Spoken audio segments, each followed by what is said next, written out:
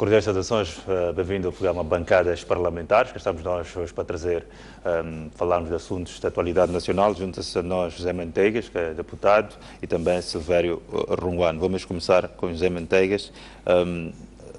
Semana passada a RENAM decidiu boicotar, portanto, a 12ª sessão ordinária da Comissão Permanente da Assembleia da República. Quais são os motivos que ditaram para este boicote?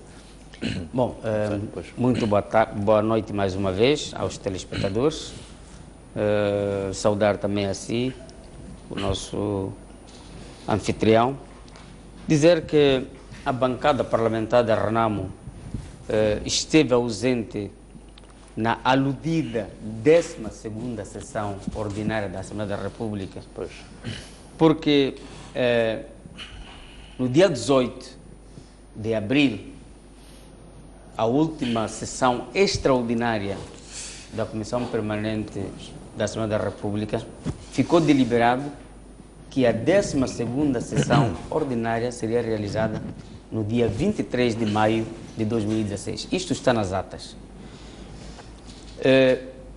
Contra esta deliberação, porque foi uma deliberação da Comissão Permanente da Assembleia da República, e as deliberações devem ser respeitadas. É como as decisões dos demais órgãos do Estado devem ser respeitadas.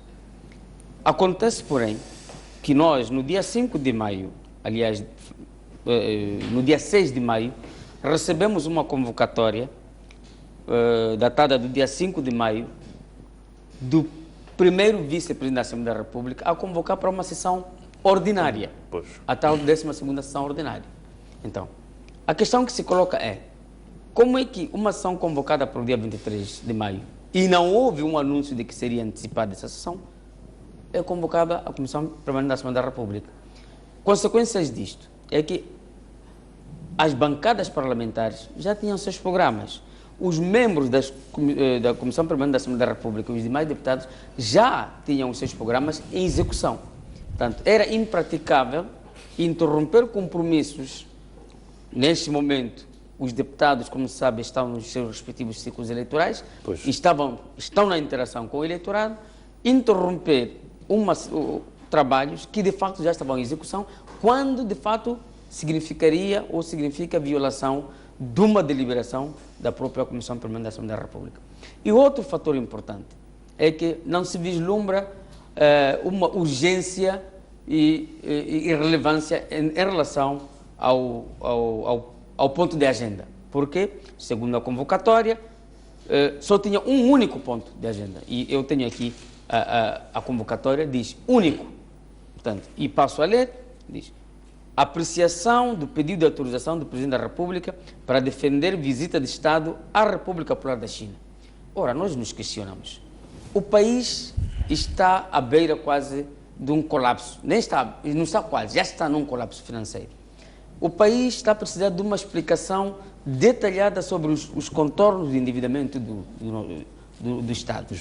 E, como assistimos, o governo da Frelimo, nomeadamente o Dr. Rosário e o Presidente da República, anteciparam-se, puseram-se a correr para fora do país, junto do Fundo Monetário Internacional, Banco Mundial, foram a Washington, foram a Bruxelas, para explicar os contornos da dívida, quando de fato aquele que é o contribuinte, que são os moçambicanos, ainda não foram explicados. Entendemos que, havendo uma sessão que fosse tão urgente quanto essa que foi convocada, o primeiro ponto a privilegiar seria, se não mesmo o único, seria explicar os contornos da dívida, porque isto é que neste momento há pouco quanto os moçambicanos. Exato. Junta-se a nós também a Silvério Runguano, que é deputado. Bem, acha justa esta posição da RENAM em não participar nesta 12ª sessão ordinária da Comissão Permanente, e também olhando para aquilo que foram os pronunciamentos da Frelimo, a dizer que sempre quis explicar exatamente a questão da dívida na sede própria na Assembleia da República? Bom, eu queria começar por cumprimentar os espectadores e dizer que, bom, o MDM respeita as decisões dos partidos políticos, não é? Porque os partidos políticos são autônomos de tomar as decisões que acham corretos, não é?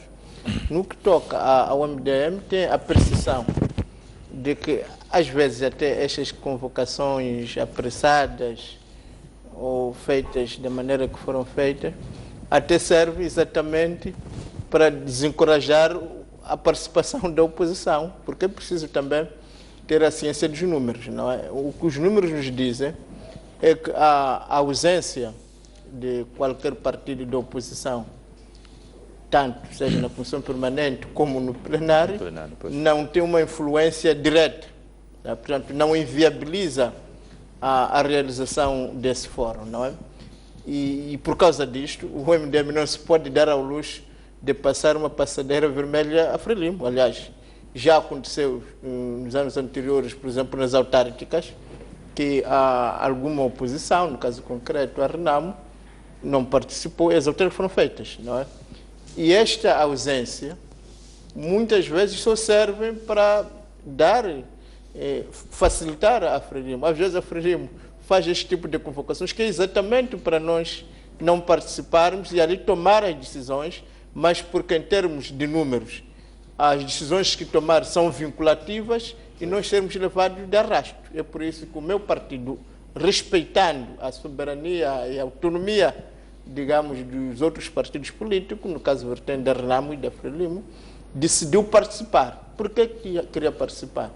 Porque entendemos nós que a questão da dívida precisa, de fato, de ser explicada, mas para que ela seja explicada, tem de ser agendada.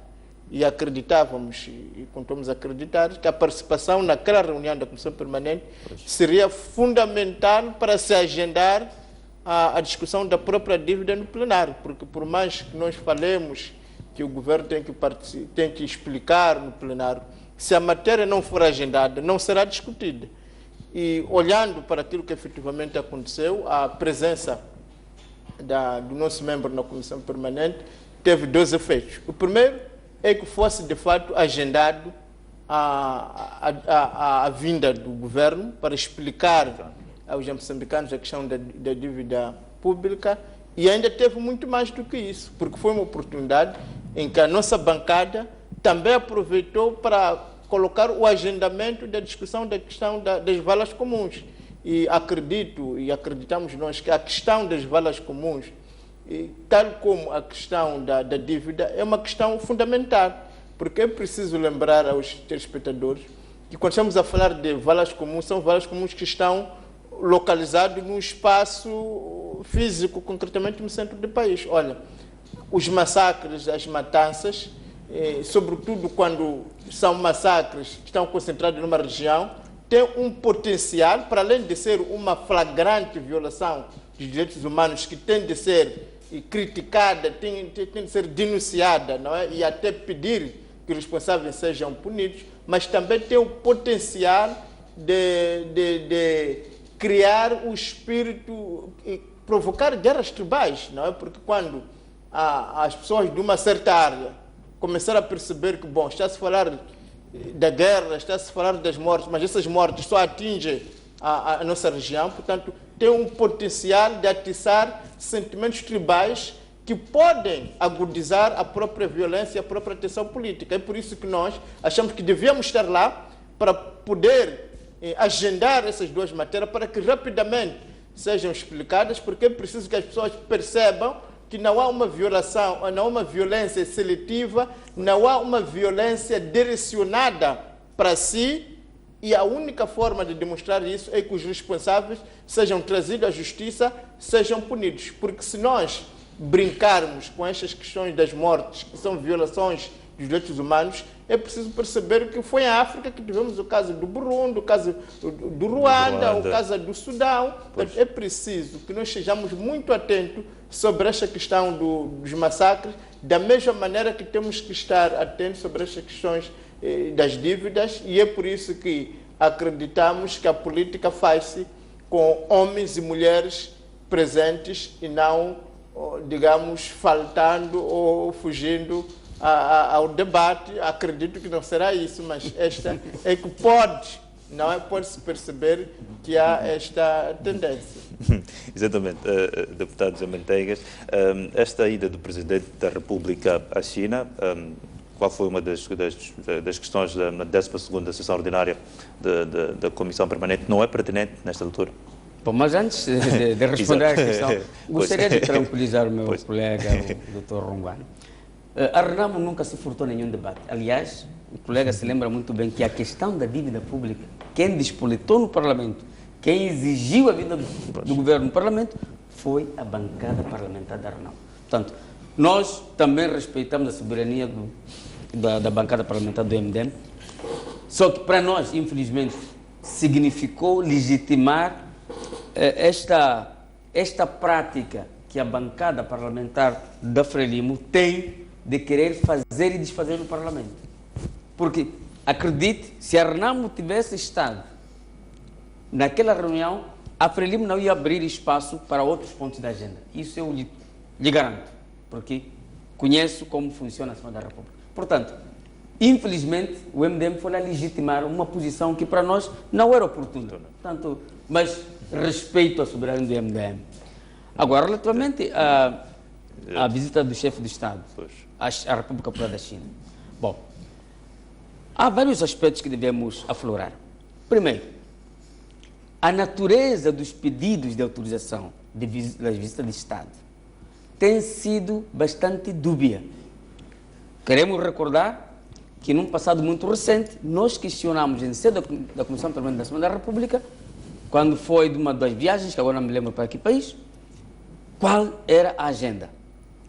O discurso da Frelimo era: bom, a lei não obriga que o Presidente da República, o chefe do Estado, diga qual é a agenda que leva para o país. E até nessa altura o MDM dizia: não, nós também estamos representados. Mas a prática é que nessas visitas acontecem falcatruas como esta da dívida pública. E mais, há momentos em que os deputados nem sequer têm acesso. Portanto,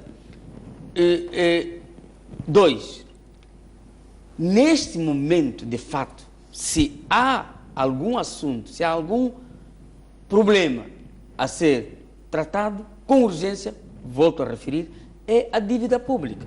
Porque nós todos estamos preocupados, porque a situação é dramática. Portanto, não nos pareceu e não nos parece que seja sensato correr para o estrangeiro, interagir com os parceiros internacionais sobre a dívida, porque na China, tenho a certeza, espero que não me entendam como se estivesse a especular, mas tenho a certeza que a questão da dívida não vai ficar à parte, vai ser tocada a questão da dívida. O Presidente da República vai falar da dívida na China e provavelmente pode também pedir uma mãozinha. Por quê? Porque estamos numa situação em que o país precisa de todos os apoios. Agora, se de fato há um assunto urgente, é explicar aos moçambicanos e vir dizer aos moçambicanos que nós pretendemos contrair mais dívida, porque não nos surpreende que venham agora, daqui a um mês, dizer: nós estivemos na China, já contraímos dívida, já estamos com o problema financeiro resolvido no país. Mas não é esse o procedimento. O procedimento é que nós estamos num Estado de Direito em que as instituições devem ser respeitadas. E a instituição, a Assembleia da República, de que nós somos parte, não foi respeitada, não está a ter tido nem achada, e nós entendemos que isso é autêntica falta de respeito aos moçambicanos, aos contribuintes. Porque num país normal, o governo da Frelimo já tinha caído. Violar a Constituição de forma flagrante como foi violada e estar a passear a classe como se nada tivesse acontecido, só pode acontecer em Moçambique. E nós temos o caso da Presidente do Brasil, Exato. Está aí, vamos falar disso, Exato. Está aí. Por quê? Porque o Parlamento está a assumir o seu papel. Há uma clara separação de poderes. Agora, aqui não. A Assembleia da República, por via da bancada parlamentar da Frelimo, vai de arrasto, no caminho do governo. Não que não possa apoiar o seu governo, mas não pode apoiar de uma forma que prejudique o próprio Estado, que prejudique os interesses mais altos do nosso país. Muito bem. Severo Rungano, o que eu lhe ofereço dizer, mesmo esta visita do Presidente da República à República da China, numa altura em que o governo da China esteve em Moçambique e doou 16 milhões de Meticais, dizendo que o problema da dívida não é um problema para a China. Portanto, não é um problema, ofereceu 16 milhões para a compra, 16 milhões de dólares, exato, ofereceu 16 milhões de dólares para a compra de 80 autocarros e 200 furos de água, abertura de 200 furos de água em Moçambique. Como é que olha para esta situação? Bom, acho que são duas questões diferentes. A primeira é sobre a visita. Pois. Portanto, penso que a nossa lei é clara, quem faz a política externa é o governo. E o Presidente da República, enquanto chefe do governo, é que é o responsável da política externa. Portanto, nós, como partido ou como bancada, não interferimos na forma como o governo faz a sua política externa, porque estamos convictos que se o nosso governo não sabe fazer política externa, como já demonstrou, pois, os resultados virão por si. Portanto, foi abandonado já pela Inglaterra, foi abandonado pelos americanos, foi abandonado pelos europeus, portanto, foi abandonado até pela história do Bretton Woods, do FMI, o Banco Mundial. Estamos a assistir a uma debandada geral, a uma incapacidade efetiva de o governo, digamos, nos trazer uma política externa coerente. Portanto, nós não queríamos, nem quisemos que usassem, digamos, o Parlamento como bode expiatório. Nós queríamos resolver os problemas,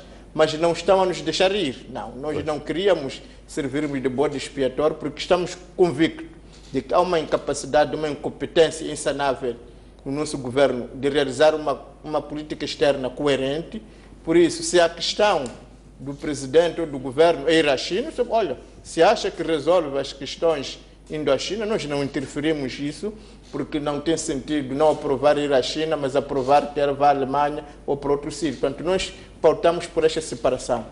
A nossa bancada fez o que lhe cabia, que era, de fato, autorizar, digamos, esta visita. Agora, no que tange a agenda, o que vai lá se discutir, nós não entramos. Agora, estamos convencidos de que, se estamos a falar de dinheiro, há três aspectos que é preciso reparar.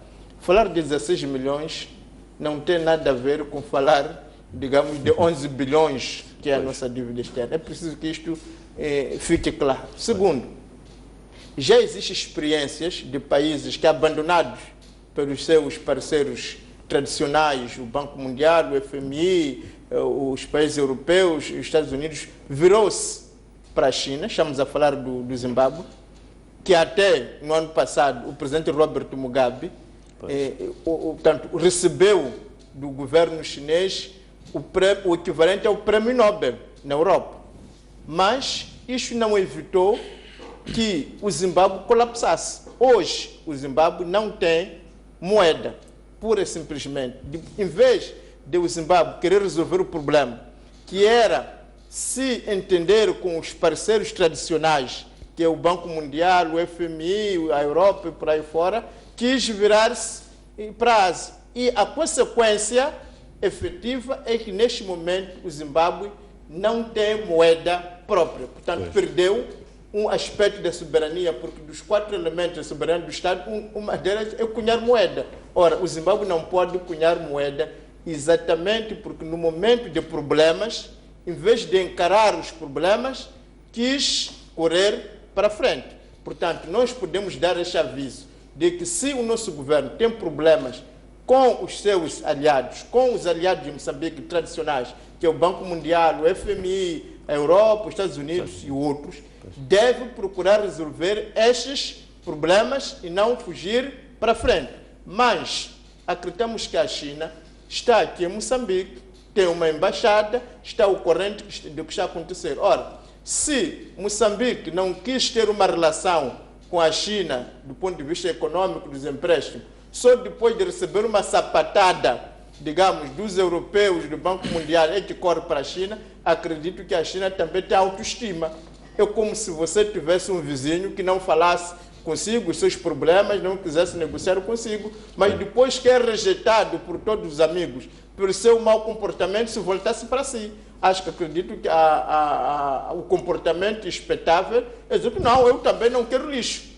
Se você não sabe se lidar de forma coerente, se você não sabe respeitar os contratos, se você não é transparente, se você não é íntegro, eu também não quero receber lixo. Portanto, parece-nos que se a agenda for essa da dívida, esperamos que não seja essa agenda, eu penso que é um mau princípio, porque o governo deve resolver os problemas e não empreender fugas para frente.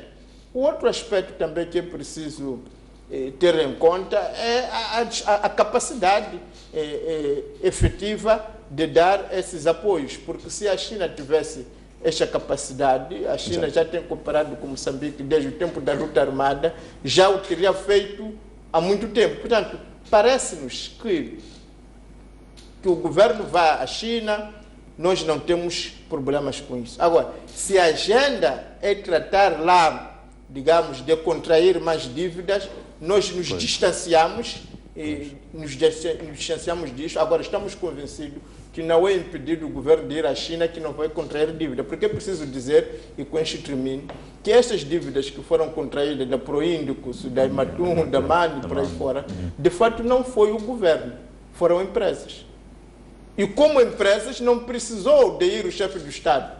Porque quando se trata de contrair dívidas, quando se trata de onerar o Estado, ele não precisa se deslocar. Portanto, o Presidente da República podia não se deslocar à China e, ao mesmo tempo, contrair empréstimos secretos, digamos, na China, como tem sido o seu apanágio, a sua cultura política. Portanto, parece-nos que o problema não está na visita à China.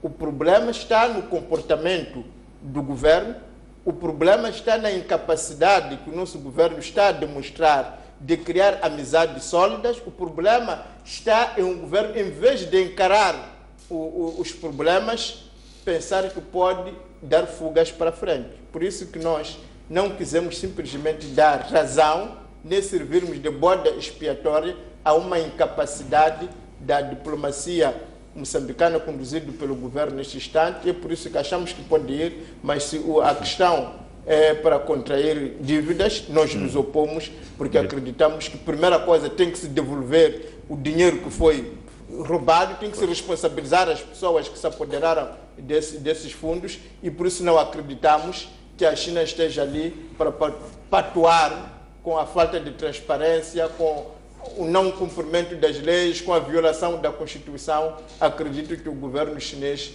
não é um governo para lidar com esse tipo de governança. José Manteigas, como é que Moçambique pode resgatar a confiança junto dos parceiros de cooperação? Vimos que os Estados Unidos foi o último país que decidiu rever o apoio a Moçambique. Vimos também a FMI, o Banco Mundial e outros. Como é que Moçambique pode resgatar a confiança perante esse cenário nebuloso? Bom, para resgatar a confiança, o governo primeiro tem que se reconciliar com o povo moçambicano, porque esta fatura, no fim do dia, quem vai pagar é o moçambicano. Mas em que consiste exatamente resgatar essa confiança com o povo moçambicano? Primeiro, responsabilizar as pessoas que sacaram, para a sua expressão, o dinheiro para fins ocultos. Segundo, que estas pessoas sejam obrigadas a devolver. Já dissemos várias vezes, a devolver, porque subtraíram coisa alheia.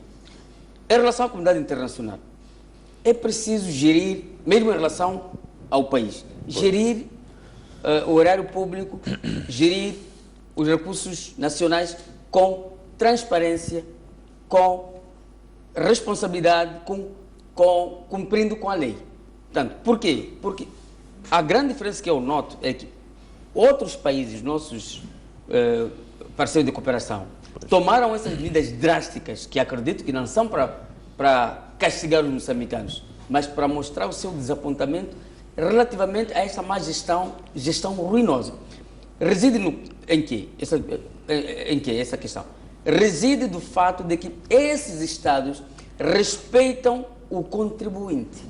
Portanto, eles não podem e não aceitam que aquilo que é o suor dos seus compatriotas seja gasto de forma tão escandalosa como aconteceu em Moçambique. Exato. Contrariamente ao nosso solo pátrio. Infelizmente, as evidências nos levam a isso, que de fato O que se quer mais é o contribuinte pagar o imposto, mas depois, como esse imposto é gerido, isso não interessa ao contribuinte.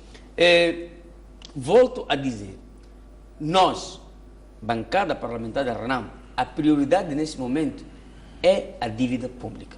Portanto, dizia o colega que o governo podia contrair as dívidas sem precisar do parlamento. Não é bem assim. Tanto é assim que estamos a dizer que houve violação da Constituição. Portanto, esse tipo de empréstimos tem que ter o aval da Assembleia. Precisa, sim, da intervenção do Parlamento. Portanto, o governo sair daqui, ir para a China, ir para não sei onde, contrair dívidas, a revelia da Assembleia da República é uma violação flagrante às normas constitucionais e às normas da lei ordinária. Portanto, se há isto, nós não podemos legitimar isso. E volto a dizer, nós não quisemos legitimar porque, para nós, a preocupação, neste momento, é a dívida nacional, que se tornou um pesadelo para todos nós. Exato. E talvez a dívida nacional, antes de terminar, a preocupação neste momento para a RENAM é a dívida pública e a paz efetiva no país. Estamos extremamente preocupados. Por isso, a RENAM está a dizer, está disposta e disponível para, a qualquer momento, ir à mesa do diálogo. Mas gostaríamos que tivéssemos mediadores, no sentido de que, para salvaguardar a confiança, uma vez que essa confiança, a confiança mínima que existia entre a RENAM e a Frelimo, foi flagrantemente violada, violentada, com os episódios que muito bem nos recordamos, do mês de setembro do ano passado e outubro do ano passado, respectivamente. Agora, só para concluir, esta dívida teve duas motivações fundamentais. A primeira motivação é que o governo da Frelimo já tinha entendido que iria perder as eleições e a RENAM ia ganhar as eleições. Esta é uma motivação política muito clara. Se os moçambicanos não sabiam, esta é uma razão fundamental. Qual era o fim? Era prejudicar, era sacrificar o próximo governo, que seria eventualmente da RENAM. Então, anteciparam-se a sacar o dinheiro que era para, de fato, criar este problema financeiro. O segundo aspecto é que os governantes, sentindo que estariam já no fim do mandato, a preocupação deles era de sacar o máximo que podiam. Não é? Estamos no fim do mandato, não vamos renovar o mandato, então vamos sacar o máximo que podemos. Resultado, manipularam as eleições, voltaram ao poder, mas esses sucessores do governo anterior realmente encontraram o buracão que agora encontramos na arena financeira do país. Exato. Muito bem, vamos neste momento a um breve intervalo, voltamos dentro dos Estados para prosseguir com o debate aqui no Bancadas Parlamentares. Até já.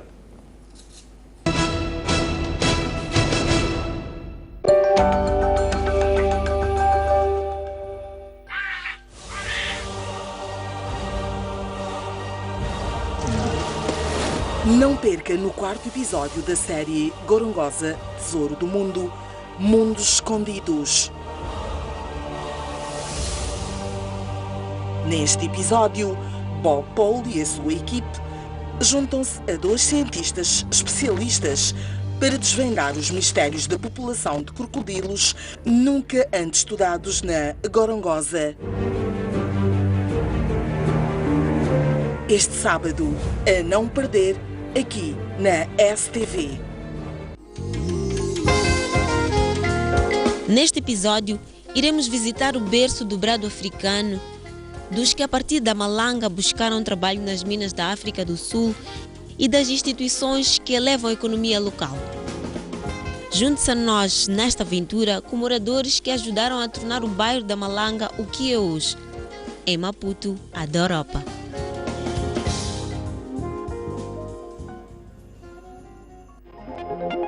Já pode ler o jornal O País quando quiser e onde estiver. Quer saber como? O primeiro passo é ter a aplicação O País. Continua com dúvidas? Uma app é uma ferramenta que permite ter acesso a vários serviços do seu dispositivo móvel de forma integrada. Agora aceda à sua App Store ou à Play Store e faça o download de O País. Dessa forma, poderá aceder a uma versão digital do jornal. Assim, não deixe de acompanhar todas as edições do jornal. O País. A verdade como notícia.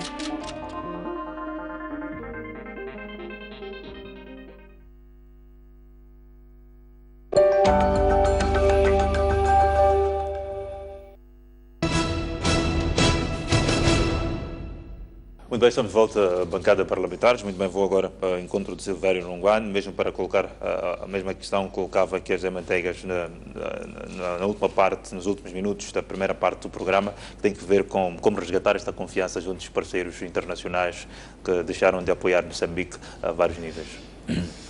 Bom, eu estou convencido que a responsabilização é o primeiro passo, porque o governo, ao violar a lei orçamental, ao violar o artigo 109 da nossa Constituição, no que tange à contração da dívida, portanto, mostraram-se indignos e maus governantes. Portanto, mostraram-se indignos de governar, mostraram-se maus governantes, mostraram-se que não pautam pela boa governação, porque a boa governação implica a separação de poderes.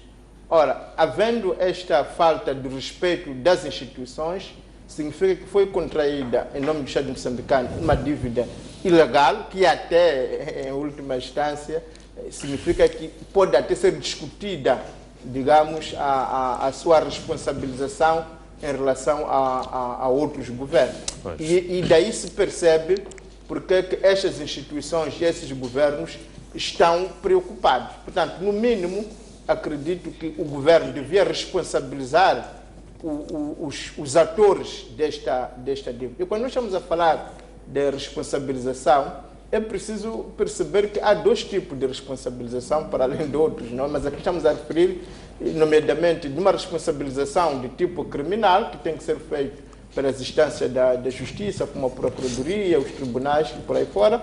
Mas também existe uma responsabilização política, que é aquele que qualquer governante negligente, por exemplo, estes governantes, tomaram posse, não fizeram, pelo que estamos a concluir, nenhuma auditoria às contas públicas, porque se tivessem feito, se tivessem lido os dossiês, teriam se dado conta de que havia esses problemas. Aliás, é preciso lembrar que quando estamos a falar do anterior governo, estamos a falar de um anterior governo em que o chefe deste governo fazia parte. O presidente da República era ministro da Defesa e ele tinha assento no governo passado.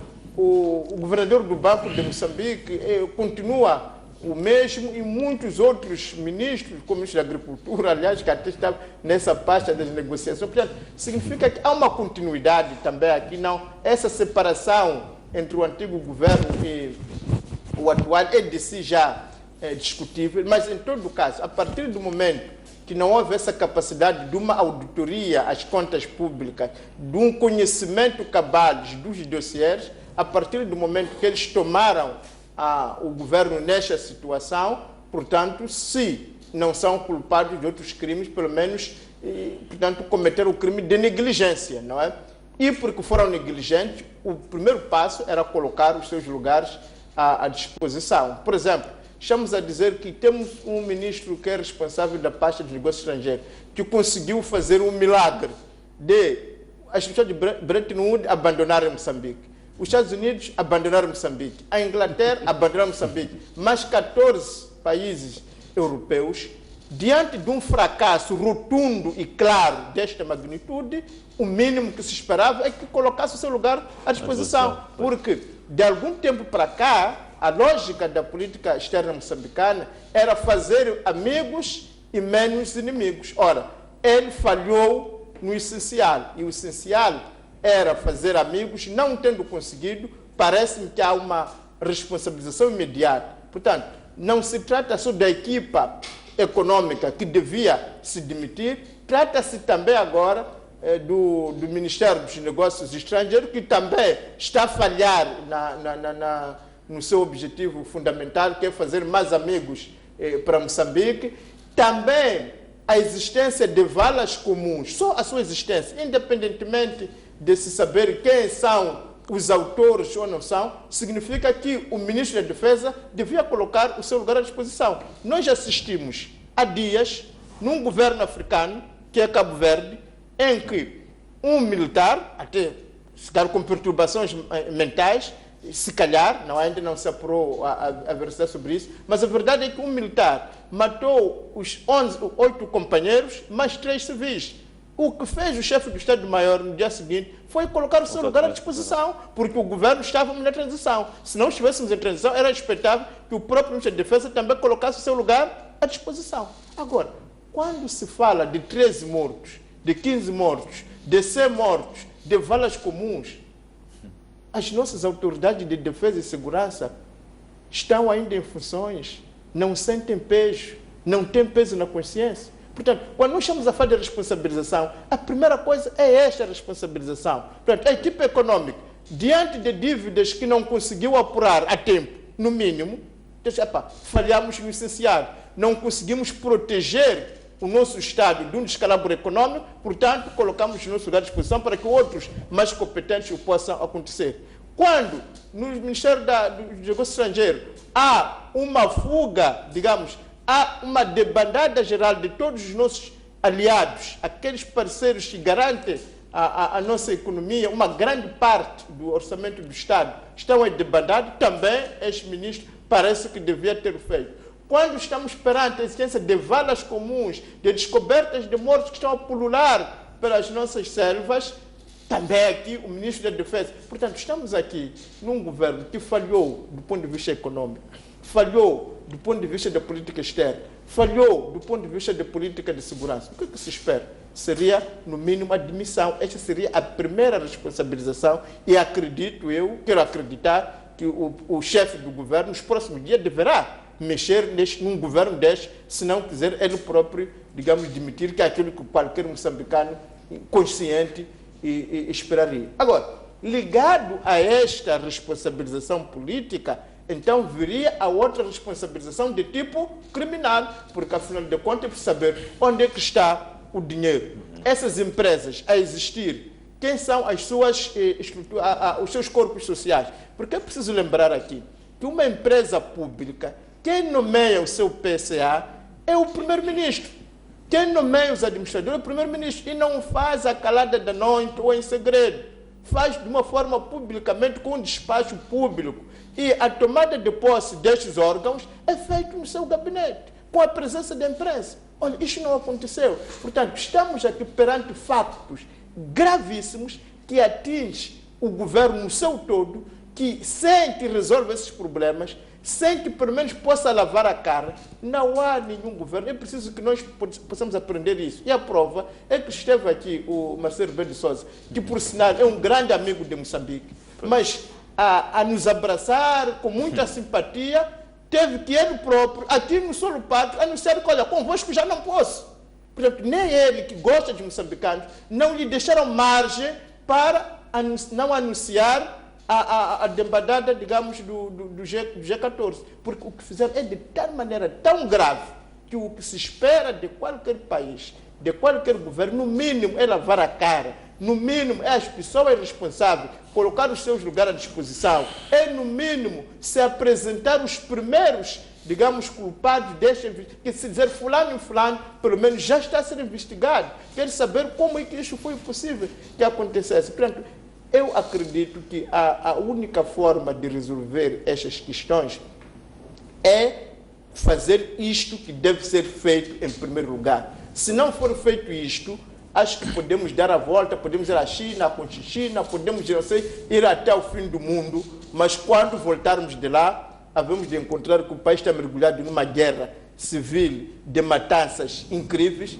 havemos de voltar a encontrar que os nossos cofres estão vazios, havemos de voltar a encontrar que já não temos nenhum amigo. E isso se resolve com atitude, isso se resolve com uma tomada de posição clara e não com viagens, fugas, porque isso não vai resolver coisa nenhuma. Muito bem, antes mesmo de ir para outro tema que tem que ver com a destituição de Dilma Rousseff, podemos olhar para aquilo que foi a visita do Presidente da República à província de Niassa. Portanto, essas visitas presidenciais das províncias reduziram a comitiva do governo que acompanha, portanto, o Presidente. Por exemplo, desta viagem a Niassa, vimos 3 ministros e 2 vices. O que é que isto significa? Essas mudanças, o que é que significam? Bom, a questão é para mim, não é? Exato. Como nós já dissemos aqui, Pois. e várias vozes dizem, qualquer atitude deste governo e qualquer pronunciamento deste governo não deixa tranquilo a ninguém. Pois. Isto é, estamos perante um governo que mente e já vem mentido sistematicamente. Então, isso pode ser uma simulação de que agora vamos ser mais austeros nos custos das viagens, etc, etc. Mas eu acredito que isso é uma questão muito transitória. Por quê?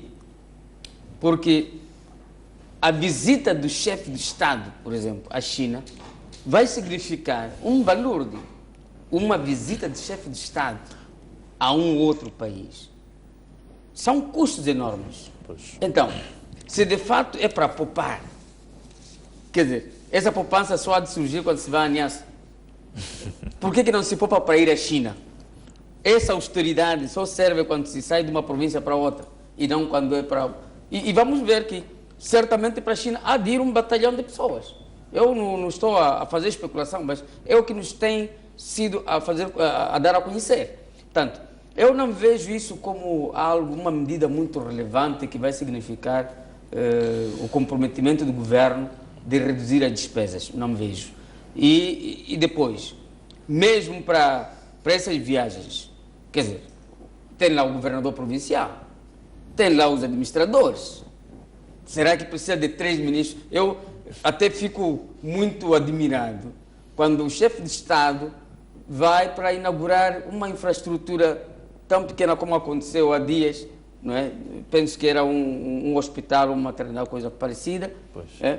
Mas temos o ministro da Saúde. Por que esse ministro da Saúde não vai inaugurar? Temos o governador provincial. Então, precisamos de fazer viajar um chefe do Estado que sabemos que leva um aparato tão grande que, de fato, só por si já é uma despesa muito enorme. Então, precisa mesmo do Presidente da República sair de Maputo para Niassa para ir inaugurar um pequeno hospital, enquanto temos um ministro, temos um governador, temos o presidente do município. Quer dizer, por amor de Deus. Então, eu não vejo que seja uma medida... Isso é uma simulação que se pretende dar, mas os moçambicanos, felizmente, estão atentos. E, oxalá, que de fato cheguemos ao ponto de o governo da Frelimo, enquanto se mantiver no poder, tomar a consciência de que é preciso gerir a coisa pública com responsabilidade. Falou aqui de 80 autocarros que a China podia dar. Quer dizer, Mais 200 furos de água. mas o que são 80 carros para este país tão extenso e para cerca de 25 milhões de moçambicanos?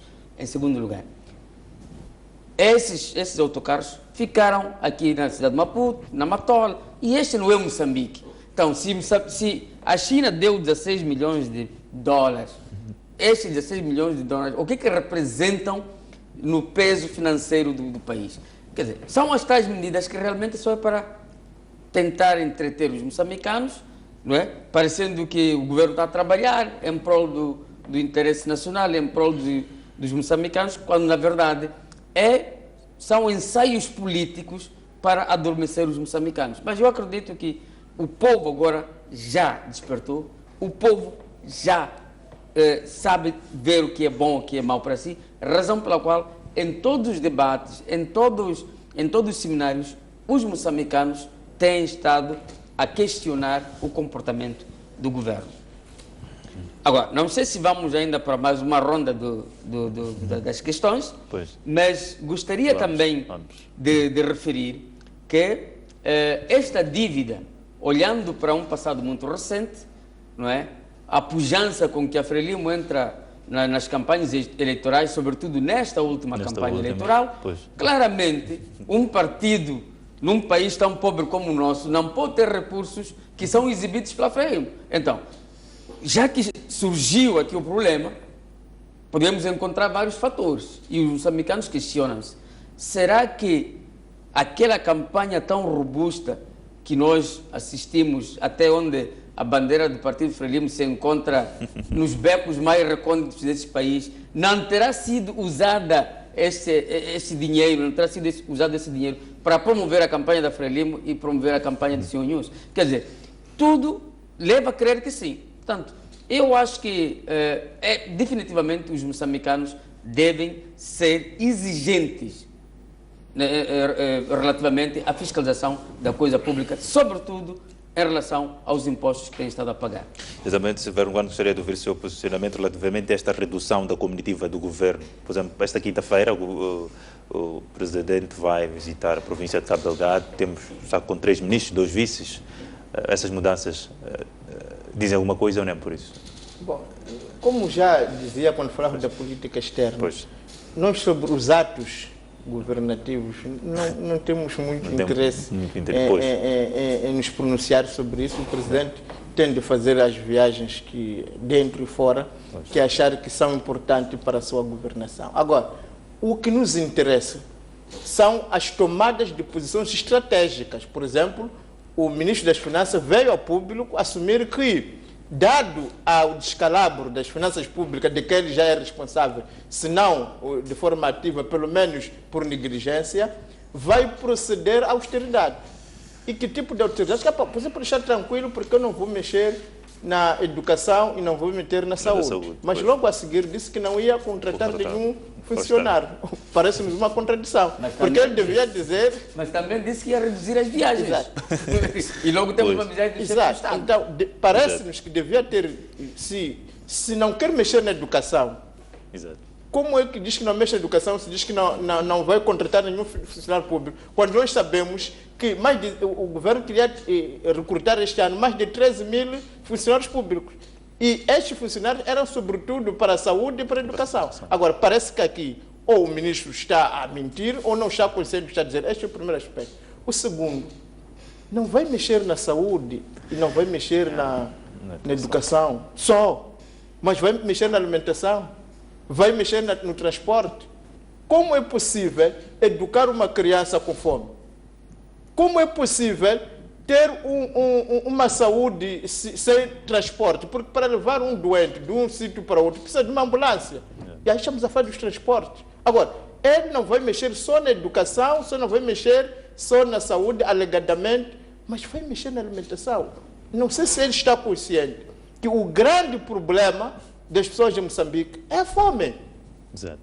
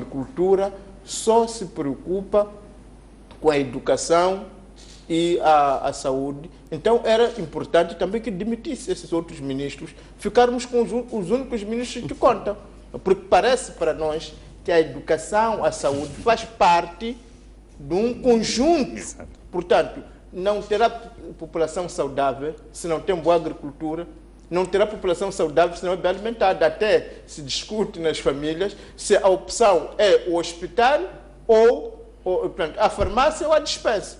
Ou seja, já sabemos que se nós não temos boa dispensa, teremos pessoas com problemas de nutrição, então teremos que ir à farmácia. Portanto, parece-nos que ele deve refletir muito bem, parece-nos que a alimentação do nosso povo é tão importante como a saúde. Parece-nos que o transporte é tão importante como a educação. Portanto, gostaríamos que o governo começasse a funcionar como governo, em que as instituições, em que os problemas são atacadas de forma integrada. Se traz estudantes, por exemplo, para a UEM e não pensa nas residências universitárias, como pensa que esses estudantes vão resolver? Então, significa que um governo tem que pensar na educação, tem que pensar na saúde, tem que pensar na habitação, tem que pensar no transporte, tanto mais que o grande problema que se coloca às famílias hoje em dia é a habitação. Mas pelo discurso do nosso ministro das Finanças, que reflete o pensamento de todo o governo, é que basta haver escola e centro de saúde, já está o problema resolvido. Portanto, queríamos pedir para que o nosso governo começasse a pensar de forma consequente e, sobretudo, que os ministros refletissem antes de vir a público fazer pronunciamentos, porque a caravana de como está, de fato, mete vergonha. Exatamente, podemos olhar, porque o tempo já vai correndo, podemos olhar exatamente para outro tema não menos importante, tem que ver com a destituição. Portanto, os senadores decidiram votar a favor da destituição de Dilma Rousseff. Michel Temer vai ser internamente o presidente do Brasil. Gostaria de ouvir aqui para o José Manteigas o que lhe oferece dizer relativamente a esta queda de Dilma Rousseff. Bom, mas antes de sairmos para a arena internacional, permita-me primeiro, de fato, apresentar as condolências à família do meu colega, o malogrado deputado Domingos Assolai, que perdeu a vida ontem. Portanto, em nome do partido, em nome da bancada, eu não queria fazer logo no início, mas queria fazer mesmo no fim falando da nossa vida doméstica. Portanto, queria apresentar as nossas condolências e rogar para que Deus o tenha junto de si. Relativamente à questão que me coloca sobre a arena internacional, mais concretamente Brasil. Bom, várias lições podemos tirar desta situação. Primeiro, nós como parlamentares. O que eu sinto e senti é que, de facto, noutros estados há uma verdadeira separação de poderes. E um aspecto extremamente importante que me toca e toca a nossa Assembleia da República é que a Assembleia da República deve se posicionar olhando para a questão que é fundamental, a questão da representatividade. Portanto, se o meu eleitorado está em desacordo com a situação, não está ajustado com a governação, está violentado por uma série de problemas que apoquentam a nação, eu acho que é uma obrigação moral, é uma obrigação ética que, de fato, a Assembleia da República, nesse caso, a Câmara dos Deputados e o Senado, que representam os milhões de brasileiros, se posicionem. Eu acho que isso foi um bom exemplo de representação. Portanto, esta é a primeira lição. A segunda lição, como nós sabemos, isso depois vai para a área da justiça. Então, é nesta sequência da separação de poderes e no respeito, sobretudo, da separação de poderes que assiste-se que, de fato, o encaminhamento deste problema, que envolve a presidente do Brasil, está a respeitar o ordenamento jurídico brasileiro. Portanto, há órgão legislativo, há órgão judicial e depois terá o seu desfecho. Outro aspecto importante que para mim serviu também de um exemplo é o nível de democracia e de Estado de Direito em que se encontra o Brasil. Porque eu tive o privilégio de estar há pouco menos de um mês na Brasília, num fórum parlamentar da CPLP. Ali na Câmara dos Deputados nós tivemos as nossas reuniões em salas paralelas onde estava a decorrer o debate sobre o impeachment. Os cidadãos brasileiros tinham acesso até à sala onde estava sendo debatido o impeachment e traziam cartazes de manifestação, uns contra e outros a apoiar. Portanto, mas o que eu quero dizer? Nós não vimos nenhum agente da polícia a violentar o brasileiro. Nós não vimos tanques de assalto junto da Câmara dos Deputados. Mais do que isso, os cidadãos brasileiros manifestavam-se de frente da casa da presidente Dilma. Mas nós não vimos tanque de assalto. Não vimos a intervenção rápida, armada dos pés até os dentes. Não vimos isso. Portanto, eu apreciei profundamente, primeiro pelo fato de ter estado no Brasil recentemente e com o desfecho que está agora a ter, o nível de democracia não é perfeito, porque a democracia nunca é perfeita. Há sempre algumas vicissitudes, há sempre alguns constrangimentos. Mas o nível em que a democracia brasileira chegou, para mim, me reconfortou. E, sobretudo, a atitude do governo brasileiro. Não obstante este processo ser contra a Presidente da República, quer dizer, no nosso caso concreto, haveria mortes, quer dizer, aos milhares, se não aos milhões. Aliás, só agora, por causa dessa tensão político-militar, em que há uma justa reclamação da parte da RAM, e assistimos os esquadrões da morte que foram despachados e o resultado é este: centenas de moçambicanos que foram barbaramente assassinados e que se encontram nas valas comuns. Portanto, para nós temos lições a tirar disso e para nós também há uma lição a tirar, é que todos são úteis para servir o Estado.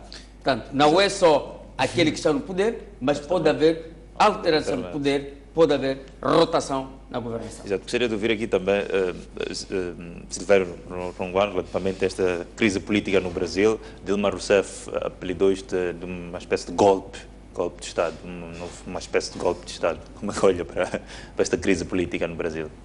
Bom, primeiro é preciso, como estamos a falar aqui com o parlamentar, temos o dever de respeitar o Brasil como outro Estado e não nos imiscuir ou fazer comentários pró ou contra, porque de facto nós representamos o Estado moçambicano e não fica bem fazer palpites se isso está correto. Agora, posso me pronunciar como o colega se pronunciou, no sentido das lições que nós podemos tirar do que lá aconteceu, portanto, mas o que lá aconteceu efetivamente foi a manifestação da soberania do povo brasileiro, da robustez das suas instituições e da confiança que os brasileiros e respeito têm uns pelos outros. Não é? Penso que estas são as grandes lições que é preciso ter em conta. Eu quase posso até sentir que sinto uma espécie de uma inveja no sentido positivo, de perceber que não, ali tens um parlamento que se distingue de fato do governo, não é? Ao contrário, aqui no nosso país tens o governo e a bancada maioritária de um lado e a oposição do outro lado. Portanto, a separação não é entre instituições, é entre partidos. Existe o Partido Frelimo, que tem o seu parlamento, tem os seus deputados, tem o seu governo, tem o seu presidente. E do outro lado tens a oposição.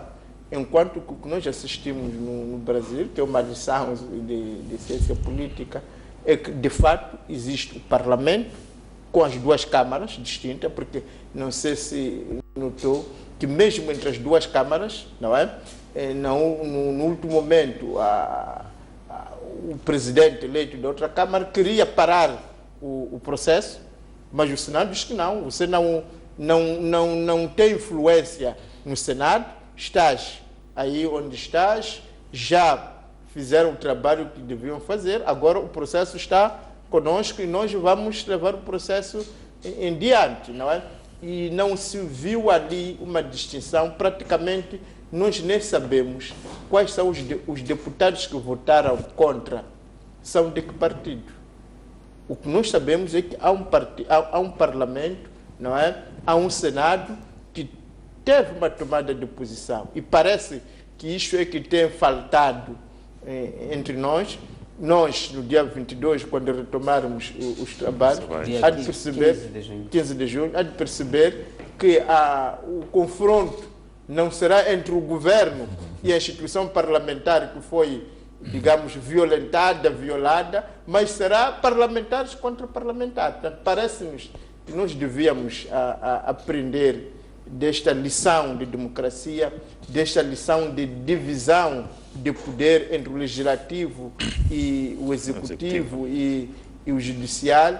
Devíamos aprender desta robustez, digamos, das instituições que garanta ao cidadão que mesmo se uma instituição prevaricar, existirão outras que vão procurar trazer o Estado nos carris. Infelizmente, nós não temos isto. A grande frustração que qualquer deputado da oposição sentirá é exatamente esta, perceber que está com colegas que mesmo diante de erros, mesmo diante de crimes, portanto, é preciso lembrar que nós já ouvimos até pessoas da Frelimo, como o Sérgio Vieira, a criticar o que aconteceu, mas ainda não ouvimos nenhum parlamentar, nosso colega da Frelimo, a vir criticar o que aconteceu com o governo. Portanto, eu gostaria que os nossos colegas que são efetivamente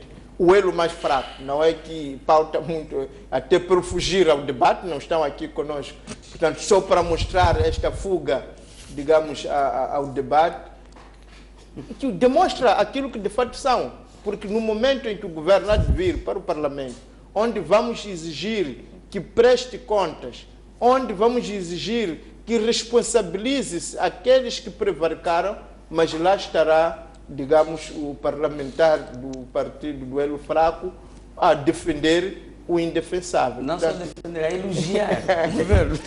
Exatamente.